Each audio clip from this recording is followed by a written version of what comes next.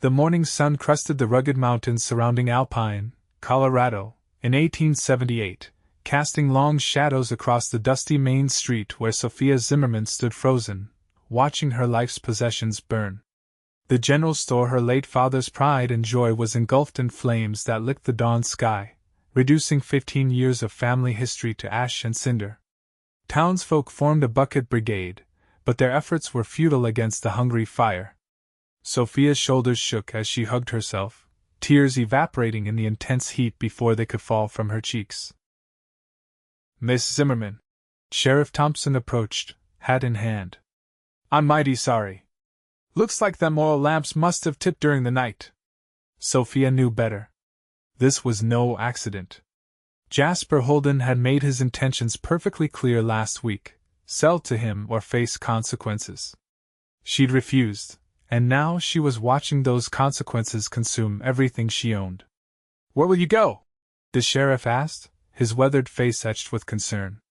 "I don't know," she whispered, her voice barely audible above the crackling flames. As if summoned by her uncertainty, a tall figure on horseback approached from the edge of town.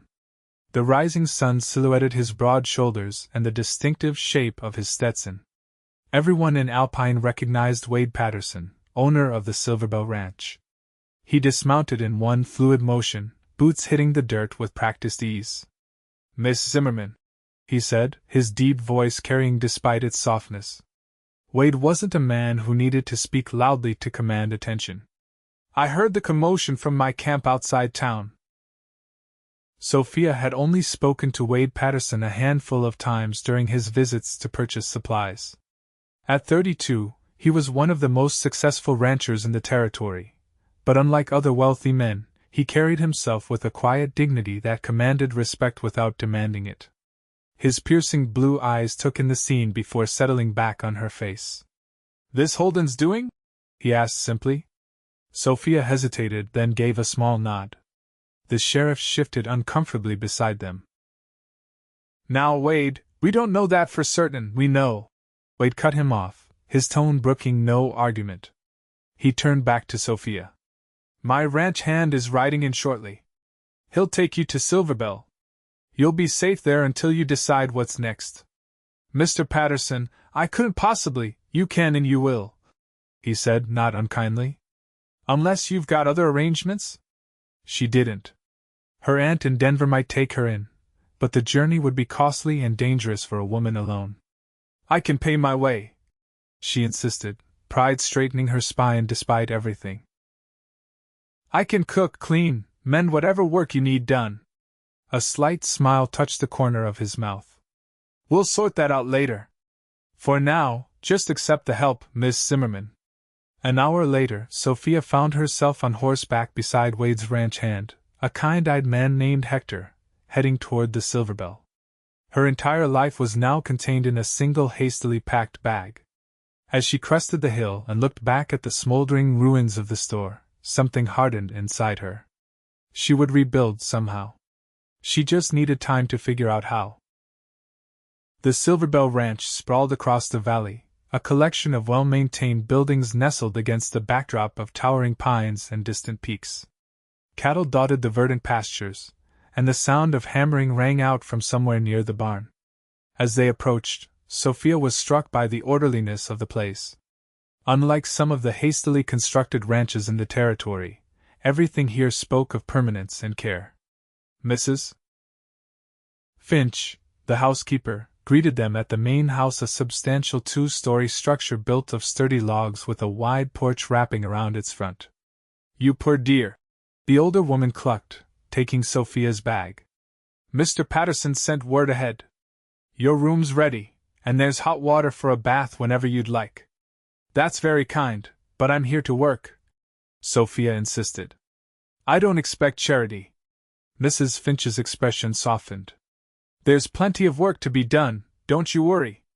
But Mr. Patterson was clear you're to rest today. Tomorrow's time enough to figure out where you fit." Too exhausted to argue, Sophia allowed herself to be led to a small but comfortable bedroom on the second floor. The window overlooked the mountains, and someone had placed wildflowers in a jar on the dresser. The simple kindness undid her, and once alone, she finally allowed herself to weep for all she had lost. She woke to twilight and the sound of men's voices from below. Washing her face in the basin, she changed into her spare dress thankfully packed in her emergency bag and made her way downstairs, following the aroma of cooking. The kitchen was warm and bright, filled with ranch hands enjoying their evening meal. Conversation halted as she entered, and several men stood respectfully. "Miss Zimmerman," Wade greeted her from the head of the table. "Please join us." As she took the offered seat, she noticed the purple bruising across his knuckles. Her gaze met his, questioning. "Had a word with Holden," he said simply, reaching for the bread. "He won't be troubling you again." A mixture of gratitude and worry flooded her. "You shouldn't have risked yourself on my account." "Some things need saying with more than words," he replied. "Eat now. You've had a long day." Over the next weeks, Sophia found her place at Silverbell.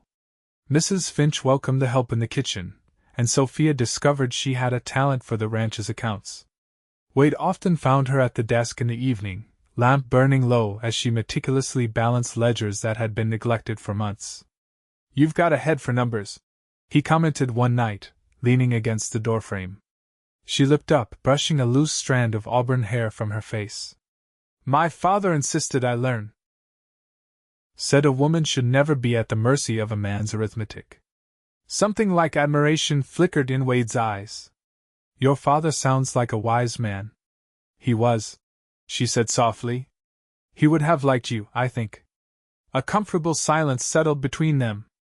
These moments had become increasingly common quiet exchanges in the evening when the day's work was done. Sophia found herself looking forward to them more than she cared to admit. "Sheriff Thompson rode out today," Wade said finally.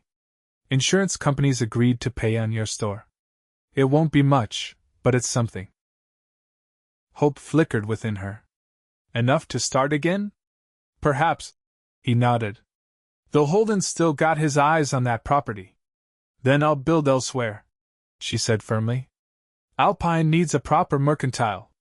Wade studied her for a long moment. "You're determined to leave, then?" The question caught her off guard. I can't impose on your hospitality forever." "It's not an imposition," he said simply. "You've more than earned your keep." Before she could respond, one of the ranch hands burst through the front door. "Boss! Cattle rustlers hit the north pasture. They've driven off about 30 head." Wade was on his feet instantly. "Gather the men. We ride in 10 minutes. He glanced at Sophia, a silent apology in his eyes before he strode from the room. She watched from the porch as Wade and his men thundered away into the darkness, fear clutching at her heart with cold fingers. Cattle rustling often turned deadly, and the thought of Wade facing such danger made her realize just how much he had come to mean to her. Dawn was breaking when they returned. Sophia had kept vigil all night, helping Mrs. Finch tend to wounds as the men straggled back in 2s and 3s. Wade was among the last, his face grim but triumphant. "We recovered most of the cattle," he told her as she pressed a damp cloth to a cut above his eye. "Lost 2 to a ravine, but the rustlers fared worse." "Are you hurt elsewhere?" she asked, her hands gentle but trembling slightly. He caught her wrist, his callous fingers warm against her skin. "I'm fine, Sophia." It was the first time he had called her by her given name, and something shifted between them in that moment. She met his gaze, startled by the intensity she found there. "You should rest," she managed to say. He nodded, releasing her wrist. "As should you." Yet neither moved. In the quiet kitchen, with the first rays of sunlight streaming through the windows, Sophia felt as though she stood at a crossroads. The path back to town to independence, and her own business still beckoned. But so did this man, with his quiet strength and unwavering integrity. "Wade," she began, uncertain what she meant to say.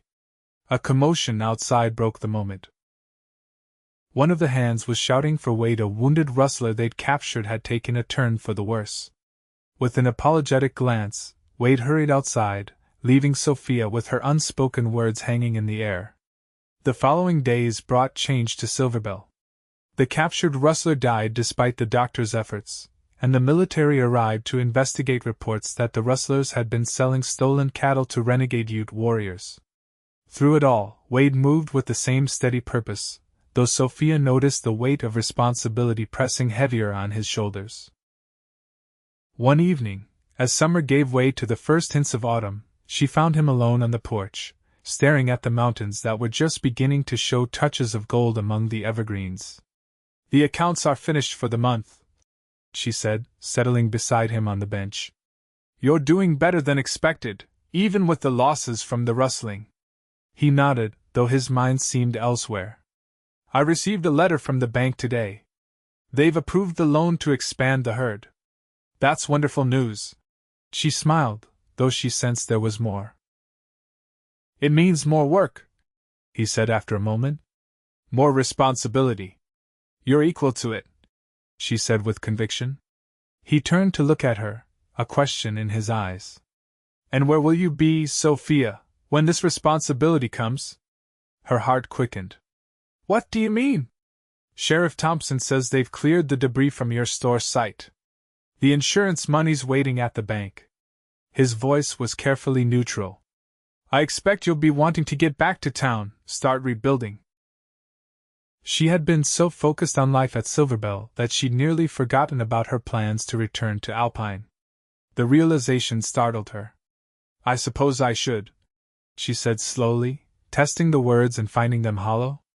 Wade nodded, his gaze returning to the mountains. "You've got a good head for business. Alpine needs someone like you." "And the Silverbell?" she asked, her voice barely above a whisper. "What does it need?" A muscle worked in his jaw. "The Silverbell needs what it's always needed. Someone who sees its worth beyond the cattle and the land." They sat in silence as dusk deepened around them. Sophia felt tears prick at her eyes, though she couldn't have said exactly why.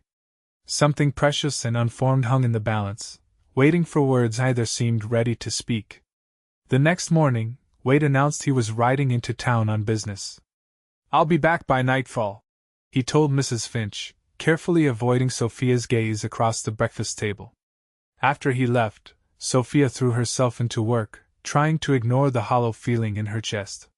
She was scrubbing the kitchen floor with particular vigor when Mrs. Finch placed a gentle hand on her shoulder. "He's a proud man," the older woman said softly. "Won't ask for what he fears might be refused." Sophia sat back on her heels, wiping a strand of hair from her damp forehead. "I don't know what you mean." Mrs. Finch's knowing smile said otherwise. 20 years I've known Wade Patterson. Never seen him look at anyone the way he looks at you when he thinks no one's watching." Heat rose to Sophia's cheeks. "He's been kind, that's all. If that's what you need to tell yourself."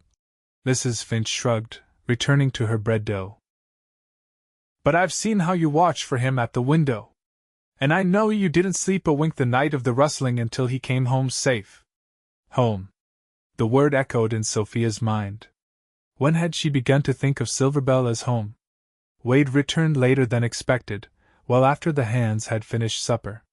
Sophia heard his horse in the yard and fought the urge to run to the window. Instead, she continued mending a shirt by lamplight, only looking up when his boots sounded on the porch steps. He entered, removing his hat, his expression unreadable. "Evening, Miss Zimmerman." The formality stung. "Mr. Patterson," she replied coolly. "You're late. There's stew keeping warm on the stove."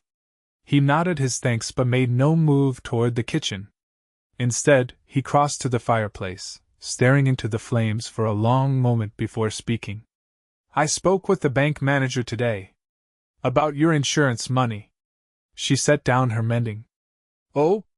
It's been released to your account. Enough to rebuild, he says, if you're careful with it." Something in his tone made her heart sink. "I see. And did you happen to discuss anything else with him?"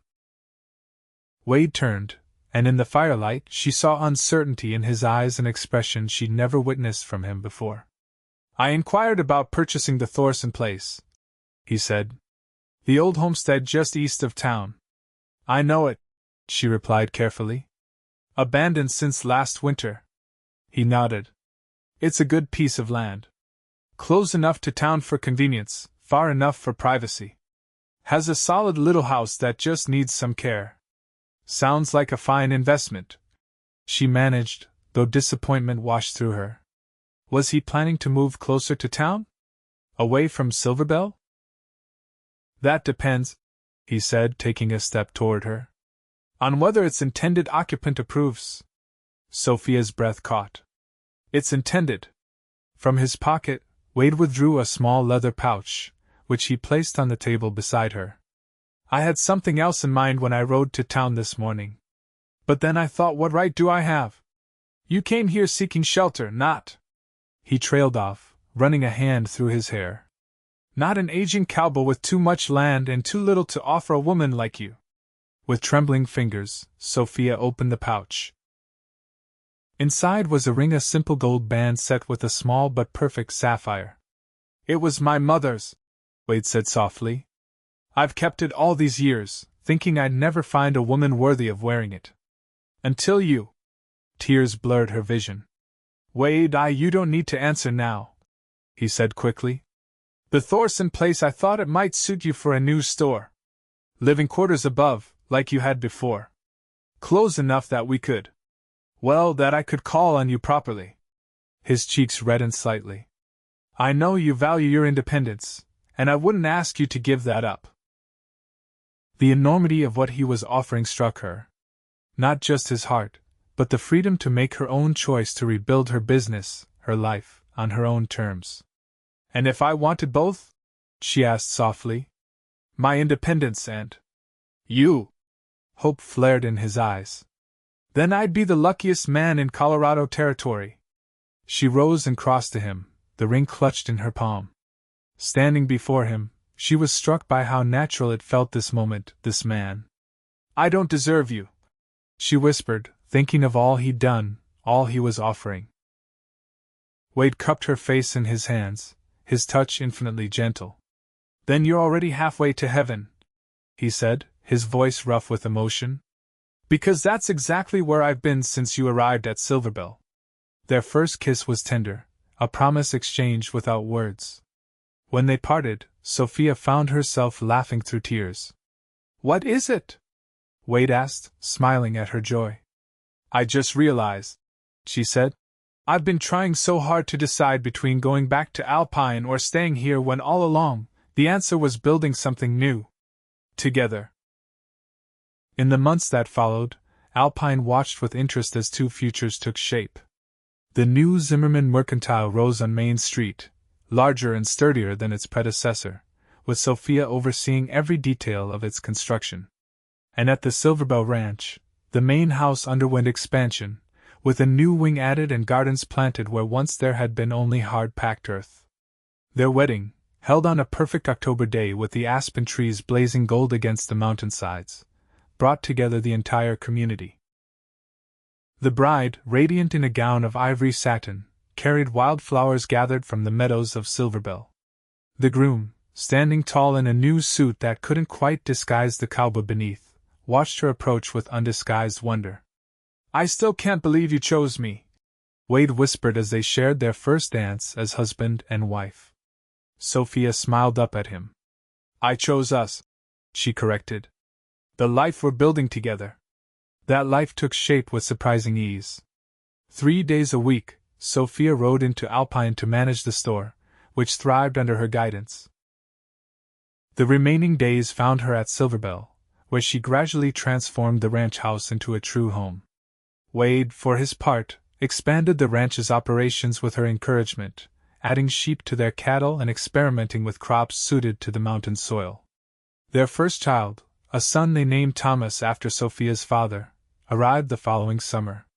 Wade paced outside their bedroom as the doctor attended his laboring wife, his face ashen with worry until the first lusty cry penetrated the closed door. She's asking for you, Mrs. Finch said, emerging with a broad smile. He found Sophia propped against pillows, tired but radiant, a tiny bundle cradled in her arms.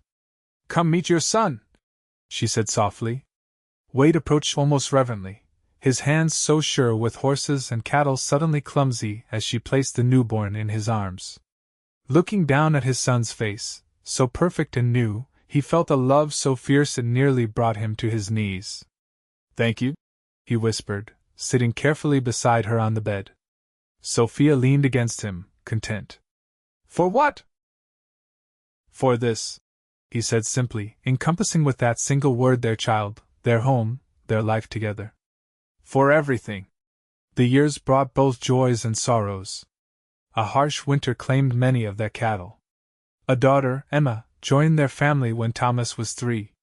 The railroad came to Alpine, bringing new opportunities and challenges. Through it all, Wade and Sophia faced life as they had from the beginning side by side, each drawing strength from the other. On their 10th anniversary, Wade surprised Sophia by taking her to the ridge overlooking the valley where Silverbell lay spread before them, bathed in the golden light of late afternoon. The ranch had grown considerably, new barns, additional pastures, orchards now bearing fruit. In the distance, the town of Alpine was visible, the distinctive outline of Zimmerman Mercantile prominent on Main Street. "I never dreamed of this," Sophia said, leaning back against her husband's chest as he wrapped his arms around her waist. "When I stood watching my father's store burn, I thought I'd lost everything." Wade pressed a kiss to her temple. "And I never imagined that the fire that took your past would lead you to me." She turned in his embrace, studying the face she knew better than her own, the lines at the corners of his eyes deeper now, silver threading through his dark hair. He was more handsome to her than on the day they wed, each line a story of their years together. "Do you remember what you said to me that night? When I told you I didn't deserve you?" His smile deepened. "That you were already halfway to heaven." She nodded, reaching up to trace his jawline. "I didn't understand then. But I do now." "Oh?" His eyes were tender as he caught her hand, pressing a kiss to her palm. "Heaven isn't a place we go to someday," she said softly. "It's what we build here, together, day by day.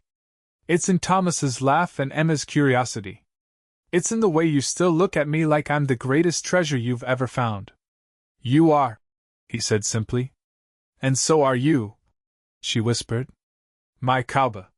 My heart. My heaven on earth."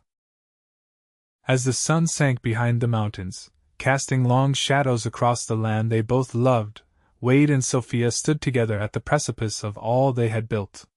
Behind them lay a decade of shared dreams, before them stretched a future rich with promise.